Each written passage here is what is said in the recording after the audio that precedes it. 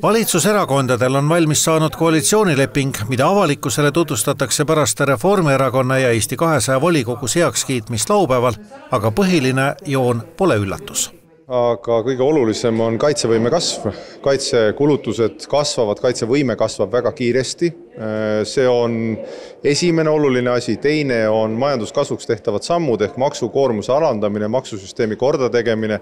EKRE teatel on valminud koalitsioonileping täiesti valede rõhuasetustega.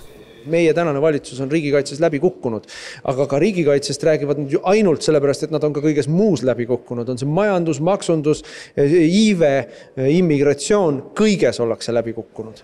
Sealjuures viimase riigikaitse intsidendi üle läks Riigikogu saalis täna tuliseks vaidluseks, kui EKRE ja Keskerakond uurisid peaministrilt ja kaitseministrilt, mis õigusega Eesti merevägi takistas Vene varilaevastiku laeva Soome lahes.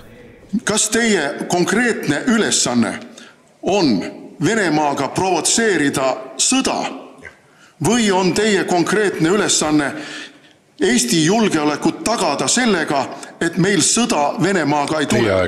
Kogu selle jutu baasilt võiks moodustada siin Vene varilaevastiku toetusgrupi küll. Et see minu meelest sellest jutust ka vastu paistab. Erinevalt teistest riikidest Eestis ei ole nii palju kainet mõistust, et saada aru, et see, mida me võime teha, ei ole sama asi, mida me tohime teha. Selles mõttes, et meil on õigus küsida dokumente, aga kui see laev on Vene õhuväe kontrolli all, siis see meie õigus tähendab seda, et me läheme ise sõtta Venemaaga. Ja võtta seda me ei tohi teha.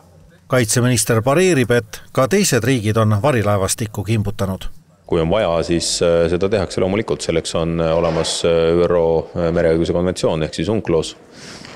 Ja loomulikult on olemas riikidel ka siseriiklikud tegevused ja õigused, nii et tasub meeldutada. Soome tegi seda ühe laeva puhul ja nii nagu ka Eesti Kivala puhul, nii et siin neid näiteid on juba ainuüksi Läänemeres ja Soome lahel päris mitu.